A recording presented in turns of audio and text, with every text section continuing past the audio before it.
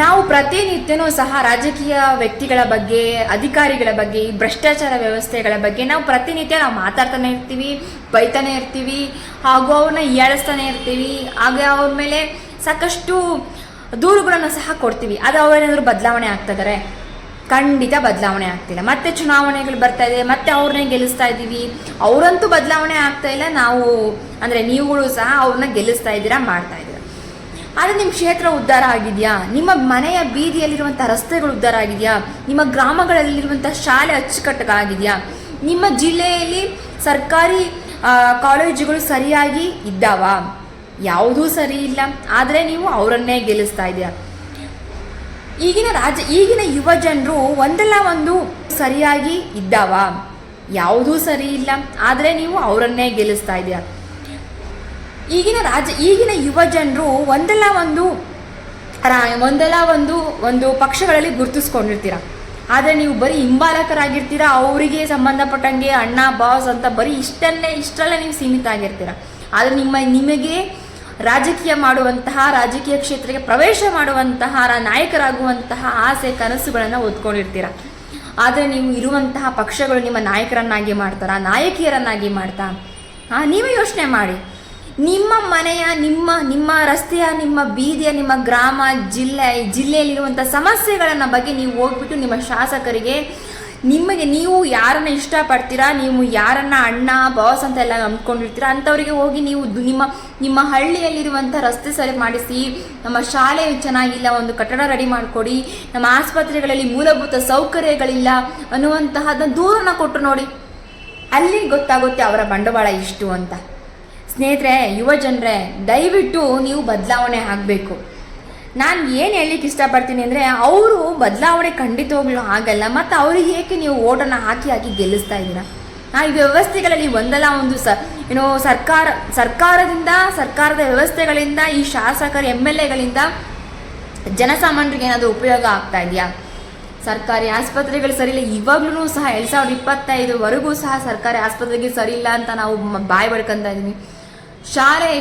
ಸರ್ಕಾರಿ ಶಾಲೆಗಳು ಈ ಮಳೆ ಬರುವಂಥ ವ್ಯವಸ್ಥೆಗಳಲ್ಲಿ ಬಿದ್ದು ಎಷ್ಟೋ ಮಕ್ಕಳು ಸಹ ಸತ್ತೋಗ್ತಾ ಇದ್ದಾರೆ. ಅದನ್ನು ಸಹ ಬದಲಾವಣೆ ಮಾಡಲಿಕ್ಕಾಗ್ತಿಲ್ಲ. ಆದರೆ ರಸ್ತೆಗಳಿಗೆ ಗುಂಡಿ ಮುಕ್ತ ಮಾಡಿ ಅಂದರೆ ಗುಂಡಿ ಮುಕ್ತ ಮಾಡಿಗೆ ಹಣ ಬರುತ್ತೆ. ಆದರೆ ಅದು ಎಲ್ಲಿ ಹೋಗಿ ಮುಕ್ತ ಆಗುತ್ತೆ ಅನ್ನೋದ್ರ ಬಗ್ಗೆ ಗೊತ್ತಾಗ್ತಾ ಇಲ್ಲ. ಮೂಲಭೂತ ಸೌಕರ್ಯಗಳ ಬಗ್ಗೆ ಸಿಗ್ತಾ ಇಲ್ಲ. ಅದು ಹೈಟೆಕ್ ಮಾಡಕ್ಕೆ ಹೊರಟಿದ್ದಾರೆ.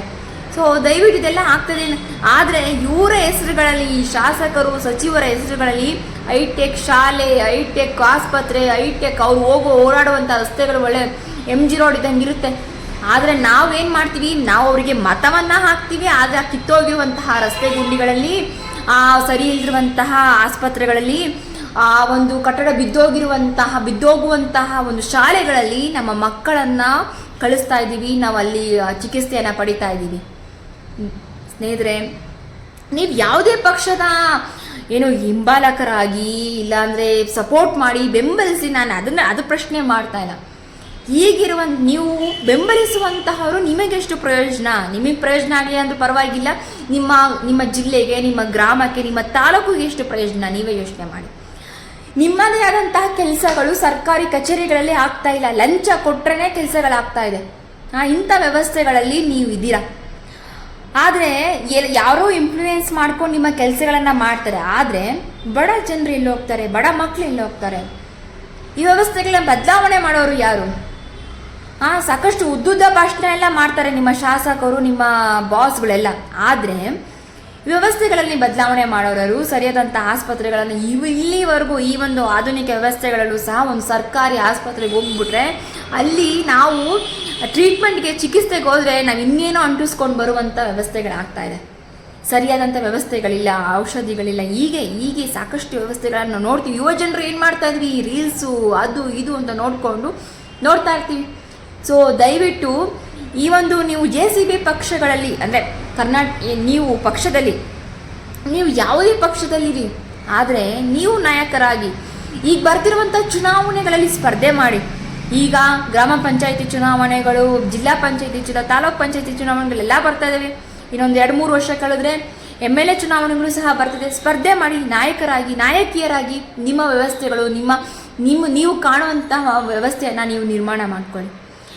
ಈಗಿನ ಅವರಂತುವೆ ದಪ್ಪ ಚರ್ಮದ ಶಾಸಕರು ಸಚಿವರಾಗ್ಬಿಟ್ಟಿದ್ದಾರೆ. ನಿಮ್ಮ ಸಮಸ್ಯೆಗಳ ಬಗ್ಗೆ ನಿಮಗೆ ಖಂಡಿತವಾಗ್ಲೂ ಆಗಲ್ಲ. ನೀವು ಫಾರ್ ಎಕ್ಸಾಂಪಲ್ ಅಂದರೆ ಬೆಂಗಳೂರು ಯಾವ ರೀತಿಯಾಗಿ ಹೈಟೆಕ್ ಇರಬೇಕು ಆಯಿತಾ, ದಿನಕ್ಕೊಂದು ಬೆಂಗಳೂರಿನಲ್ಲಿ ರಸ್ತೆ ಗುಂಡಿಗಳಿಗೆ ಬಲಿಯಾಗ್ತಾ ಇದ್ದಾರೆ. ಆ ರಸ್ತೆ ಗುಂಡಿಗಳನ್ನು ಸರಿಪಡಿಸೋಕ್ಕೆ ನೂರಾರು ಕೋಟಿ ಬರ್ತಾ ಇದೆ. ಎಲ್ಲಿ ಹೋಗ್ತಾ ಇದೆ ಒಂದು ರಸ್ತೆಗಳು?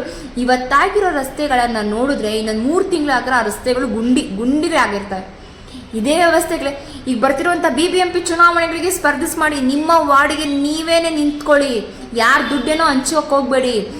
ಇವಾಗಿನ ವ್ಯವಸ್ಥೆಗಳಲ್ಲಿ ಜನರು ಹೋಗ್ಬಿಟ್ಟಿದ್ದಾರೆ, ಬದಲಾವಣೆ ಮಾಡಬೇಕು ಅಂದ್ಕೊಂಡಿದ್ದಾರೆ.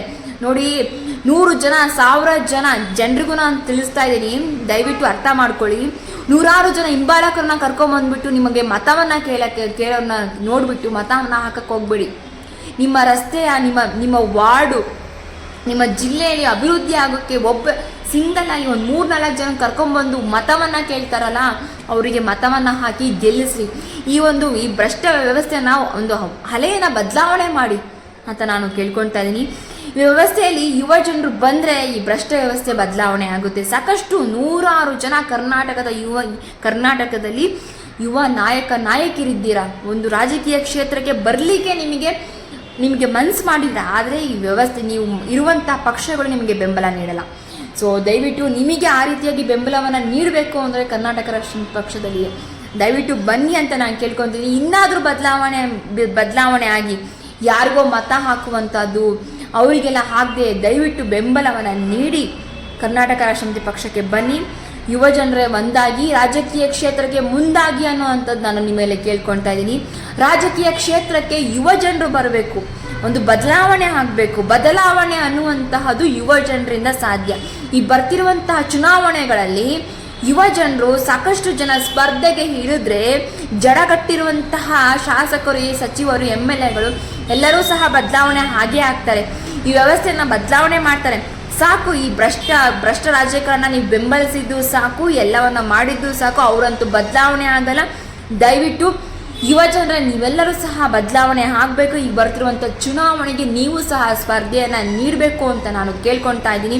ದಯವಿಟ್ಟು ನೀವು ಮುಂದಿನ ಚುನಾವಣೆಗಳಲ್ಲಿ ಯಾರಾದರೂ ಸ್ಪರ್ಧಿಸ್ತೀವಿ ಅಂದರೆ, ಎಂಥ ಚುನಾವಣೆ ಆದರೂ ಸ್ಪರ್ಧಿಸ್ತೀನಿ ಅಂದರೆ ನಮ್ಮ ಕರ್ನಾಟಕ ರಾಷ್ಟ್ರ ಪಕ್ಷಕ್ಕೆ ಸಂಪರ್ಕಿಸಿ ಅಂತ ಹೇಳ್ತಾ ಇದ್ದೀನಿ. ನಾನು ಮತ್ತೊಮ್ಮೆ ಹೇಳ್ತಾ ಇದ್ದೀನಿ, ಯುವ ಜನರೇ ಒಂದಾಗಿ ರಾಜಕೀಯ ಕ್ಷೇತ್ರಕ್ಕೆ ಮುಂದಾಗಿ ಅಂತ ನಾನು ಕೇಳ್ಕೊಳ್ತಾ ಮಾತನ್ನು ಮುಗಿಸ್ತೀನಿ. ನಮಸ್ಕಾರ.